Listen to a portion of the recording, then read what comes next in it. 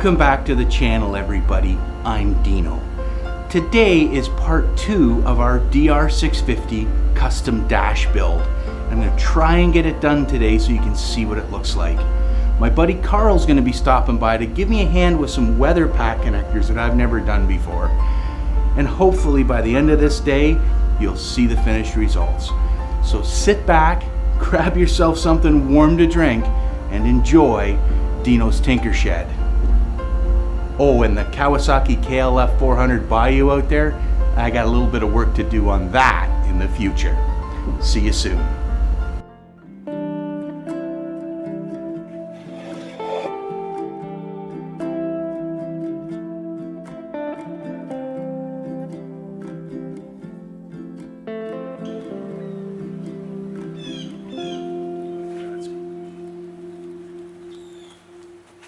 The first thing I'm going to do today is actually fit the headlight. So you can see the headlight opening's about 19 centimeters, but the actual headlight bracket itself is only 16, so I need to make some spacers.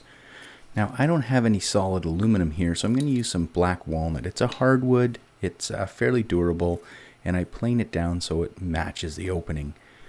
I'll profile these a little bit here so that they fit in, and then I'm going to mark them with a triangle so I know that the orientation's correct. I'll drill some holes in here and then test fit the headlight basically. Now I'll change this out with aluminum eventually, but for now they seem to work pretty good and it'll serve the purpose. And eventually I just paint them black just to protect them a little bit. Like I say, I don't know when I'm going to get these things changed out again. So I fit the headlight in. And overall, I think it looks pretty good. It's square, the stick out's about right, and I like it. I'm going to turn my attention now to the dashboard itself. Now, it's pretty close to being symmetrical, but when I lay it on this grid, I can see that this one side has a bit of a bow to it. So I'm going to mark it with a pencil here, and I'm going to take it over to the grinder, or my belt sander on the bench, and I'm going to straighten that edge out as best I can. Now this really did work fairly well. Aluminum's easy to sand. And once I get that done, I'm going to actually lay it back onto the actual dashboard itself there and center it in between the console, I guess is maybe a better term.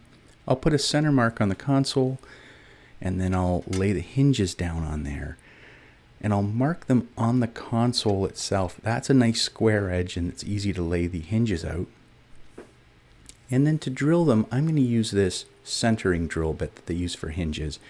It has a spring-loaded bit that centers on the hinge hole, and it does a very good job here of getting the hinges square to the actual frame itself. And I'm just going to hold them down here with some cap screws that are just big enough that they actually self-thread. Now, I need to cut a little bit of clearance here on the dashboard panel. I found that when it tips up, it's going to hit the actual console itself. So I cut a notch out on either side here just to give it that clearance. It's not a big deal, but it would have been nice if I didn't have that, obviously. So I'll center punch the holes on the dashboard, and then I'll get to drilling. So basically I just drill these out the same size hole as the other one. I don't need the self-centering bit here. And then I'll use some actual stainless hardware to fasten the whole thing down with lock nuts on the back. I think it looks pretty good. And I know it's a little bit hard to see here, but when I swing the dashboard open on the left side there, you can see the little slot, the way it goes around the console.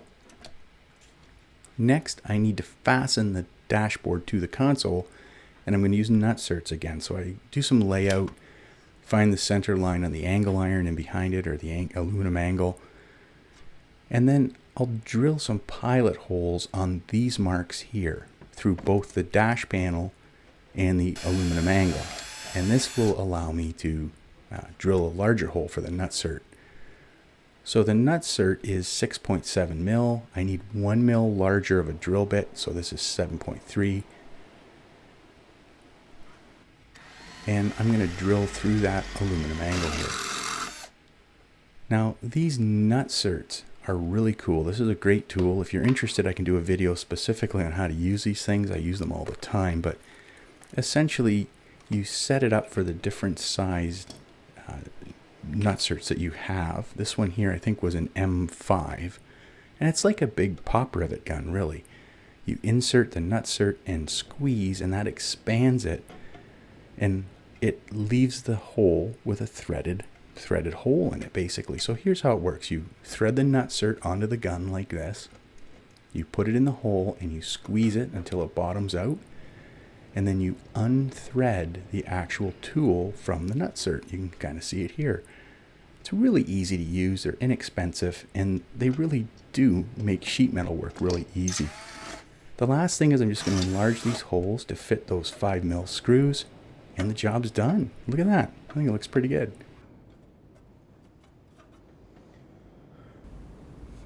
Well, I think this turned out really, really well. The next thing that I need to do is determine whereabouts I'm going to mount the power sockets. So I've got two different types here. I have this one, which is basically a 12-volt cigarette lighter, so I can plug in things like a pump or maybe an air mattress pump, something like that. And then I also have this USB power plug, which even has a voltmeter built in. And I think I'll put that one on the right side over here, and that will power my GPS, and also it has a quick charge function that can charge my phone in the tank bag if I need it to. Now that leaves the main part of the dash up here open for switches. So if I want to put on, say, driving lights, or if I want to put on heated grips, I have basically a small dashboard that I can actually build switches into. Now I also need to mount a fuse panel. So I have a small 4-circuit fuse panel that's going to fit just under the dash here, and also a relay that's going to mount in here as well.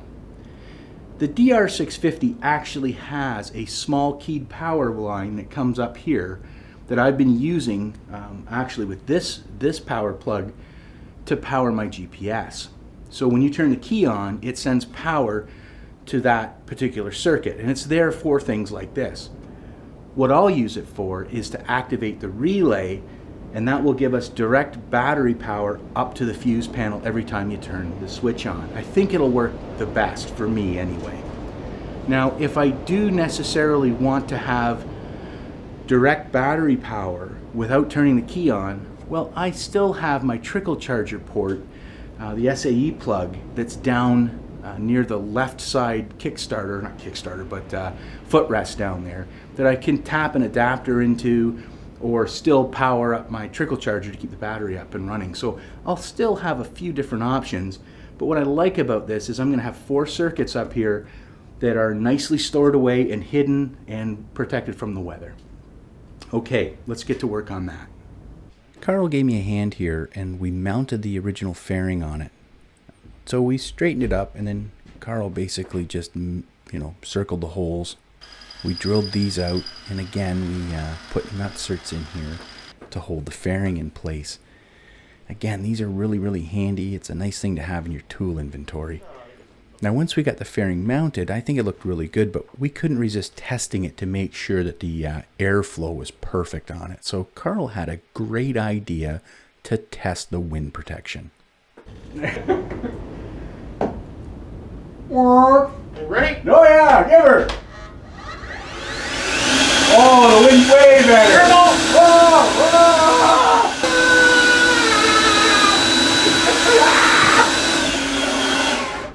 Oh, it's way better. Right. Way better. Our next job is to drill the holes for both the power 12-volt power plug and the USB. So we put one on either side of the console here, and I'm just going to mark them with a Sharpie marker.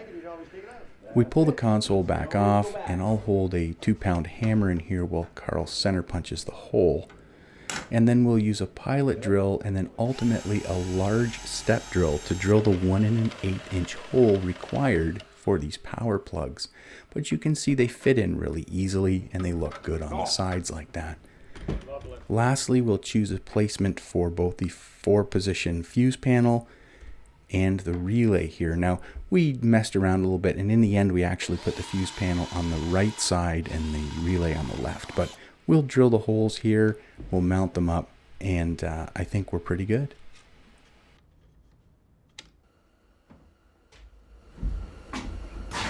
It's day 2 here today on part 2 of our dashboard build for our DR650. Now yesterday, Karl and I finalized the placement of all of the components.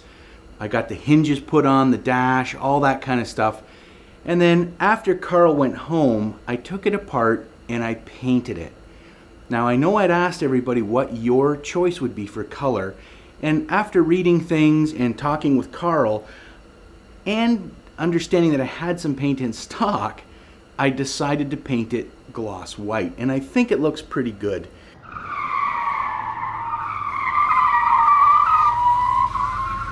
Okay, hold on there, old Dino.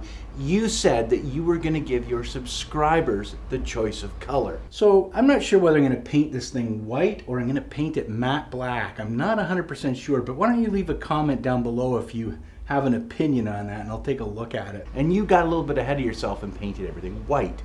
Well, I do listen to everybody and I read all the comments, and overwhelmingly the choice is matte black. So after I got the project completed, I did all the glamour shots, all that kind of stuff, I pulled it apart and I'm going to repaint it matte black. So for the rest of the video, it's going to look white, but at the very end I'll show you what it looks like painted matte black. Okay, let's get back to the build video. So why don't we get going here and continue and finalize the wiring on the dash and get it installed today. Okay, let's go. To supply power up under the dash to that fuse panel, there's a couple options you can do. The simplest of which is to run a lead from the positive side of the battery up to the post on the fuse panel. Now, any circuits that you take off of that fuse panel have live battery power all the time, and the only way to shut those off is to put a switch in line after the fuse. Now, I don't want to end up with a bunch of switches on my dashboard trying to figure out if my USB's turned on or my 12 volt power circuit's turned on. I just want it to come on when the bike's running. Luckily, Suzuki thought of this, and they actually included a switched power circuit under the fairing. I'll show it to you here. And this is what I've been using for my USB charger for the last year. It draws very little power, and even though the wires are extremely thin on the keyed circuit, it was still enough to run that one small device. However, I'm looking now to run a USB charger, a 12 volt plug for maybe an air compressor, maybe some driving lights, and possibly even heated grips at some point. That small thin connector that Suzuki supplies is not heavy enough to actually supply power to those devices. The best way that I can think of to supply power to all of those that runs off the key is to use a relay. Now, what a relay is basically an electromagnetic switch.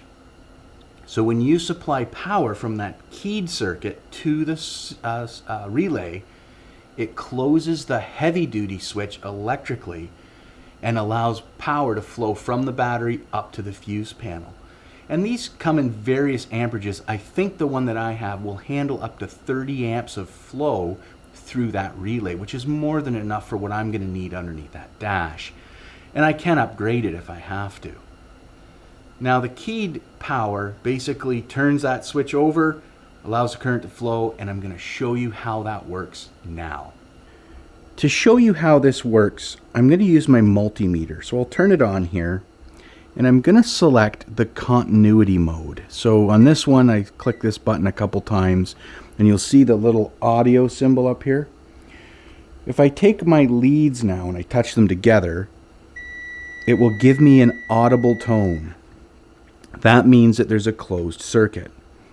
Now I'm just going to set this down here, and I'm going to hook one end up onto the yellow wire. So let's say this is where your fuse panel is, and this side to the battery.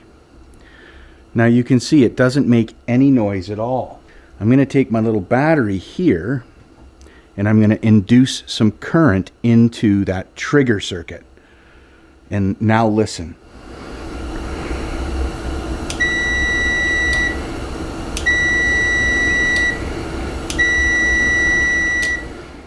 So what's happening there is I'm closing the circuit, allowing power to flow from the battery over to the load.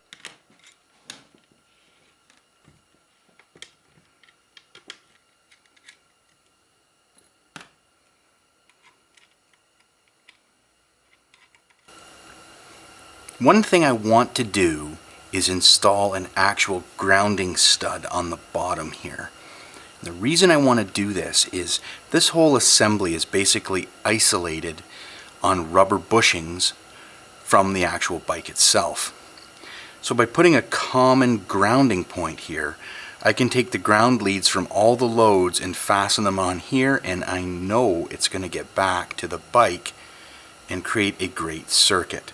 So what I'll do is I'll just drill a hole in here, put a couple washers on either side and a nut, and that way I'll put another lock nut on top once I get all the circuit wires and end loops over top of it. The nice thing about this is I can put a quick connect onto this so that I can take this whole fairing off and all of the nuts and stuff come with it. Okay, let's get working on that.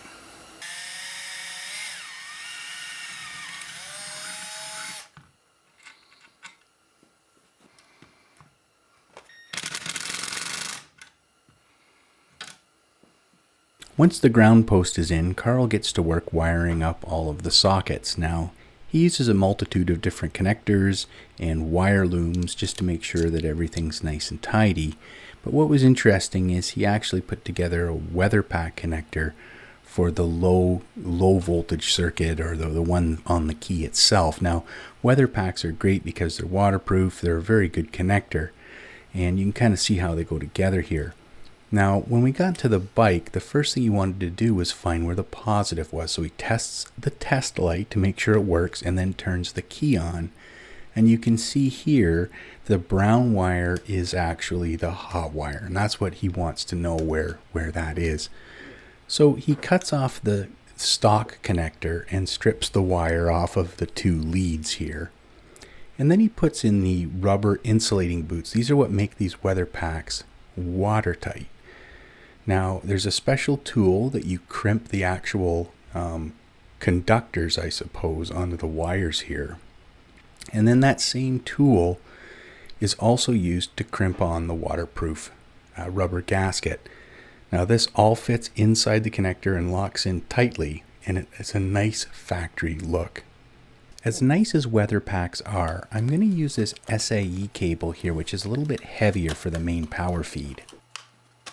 So what I'm going to do is I'm going to cut maybe this much off, and I'll use this and solder it onto the dashboard. So let's just start with that. Here we go. This will become our overall wiring harness back to the battery.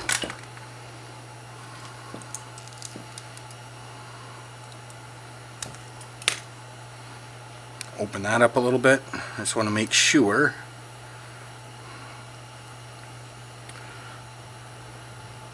Yeah, this is the side that I want, because this way when I power it up from the battery, the hot side is protected. So that'll work good.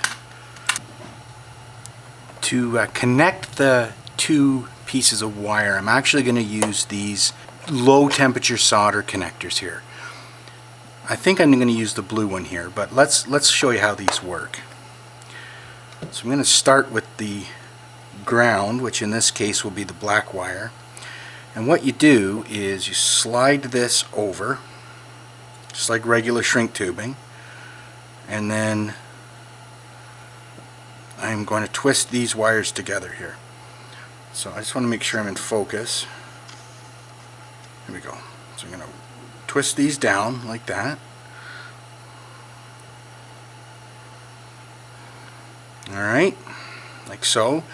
And then this connector slides over top like that, and you center that little gob there of solder.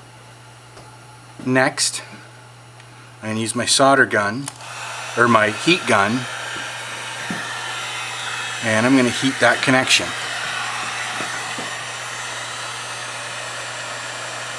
Now this is going to both melt the solder and shrink the tubing around there.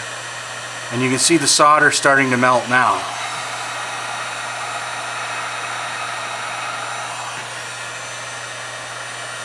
There it goes. It's going to flow all inside there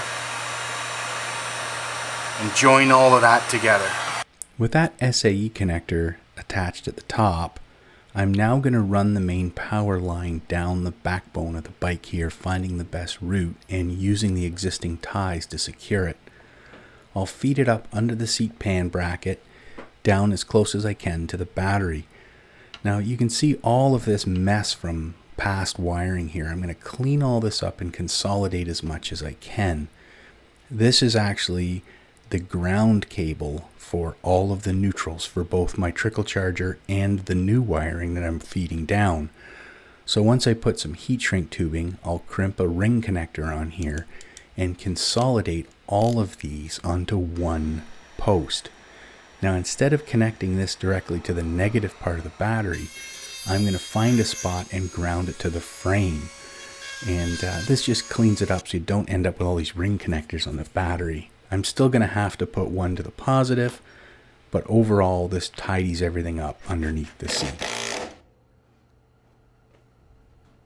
Once the wiring is connected, I just want to double check to make sure nothing's come loose under the dashboard. So I'll turn the key on and check both the cigarette lighter and the USB plug, and they both have indicators to show me that the power's good. Now once I'm confirmed with that, I'll actually reinstall the headlight now, making sure that everything fits nicely, and I actually zip tied the ballast up. And I'm going to check it, and I want to make sure that the fan works on inside, and it does. A nice little trim piece here goes around the actual dashboard. This stuff's pretty inexpensive, and it just sort of finishes off the look of the dash, and I'll use it in a few different places. Next, I'll remount the fairing here and make sure that everything still fits right.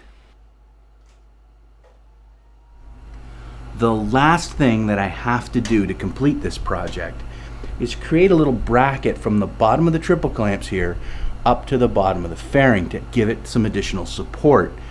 Now I'm going to make this out of just a little bit of steel flat bar that I have. It'll be plenty strong enough and stiff enough, and it'll be able to survive any of the vibrations. And then I'll just paint it. It should look pretty good, and after that I can put the fender back up, and this project's done. Let's get that accomplished. The sheet metal that I'm going to use bends really easy in my small break here. And once I get the form that I like, I'll just sort of clean it up with the flap wheel so that there's no sharp edges, and I'll follow that up with a file here just to make sure everything's nice. And you can see another nutsert that I put in there. I'll throw a little bit of paint on this thing, and then really it's just a matter of installing it. It's a pretty simple piece. It worked out good, and I think it looks nice once it's all done here. It's sort of hidden away up underneath the fairing. One final tightening. There's really not a whole lot left to do here other than put the fender on.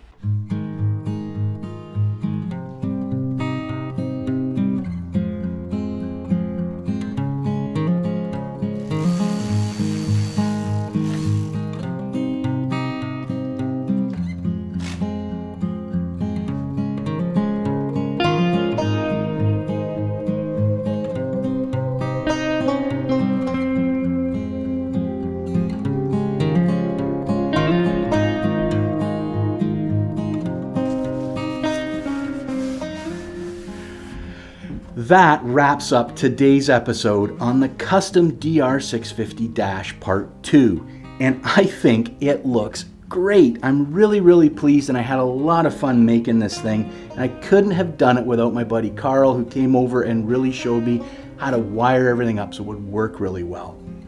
Now, the dash itself has a lot of room for expansion, and I designed it that way for, the future. I may put a vapor dash on this thing, or I might mount my cell phone, or maybe even just a bank of switches that control things like driving lights or maybe heated grips. I have the room now to do that, and I think it looks really good. Now, this probably does have some design flaws in it that I'll pick up as I go along, and I'll bring you up to date on this maybe at the end of the season in terms of how well it functions and things I might have done differently, or maybe things that worked out really well and better than I ever anticipated Either way, I'll keep you updated on it. Until then, I hope that you get out and you get something like this done in your shop, whether it's working on a motorcycle or snowmobile, it doesn't matter. Just get out there and learn something. It's a lot of fun, and that's what this channel's about.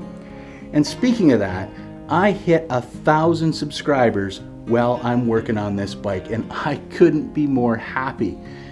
I just tickled pink with the support that I've had for this channel, and I really have to thank my friend Karl, my wife, my nieces and nephews that have helped me along in this, and anybody else that I'm missing. My friend Harold out there, he's really a key to making this channel successful.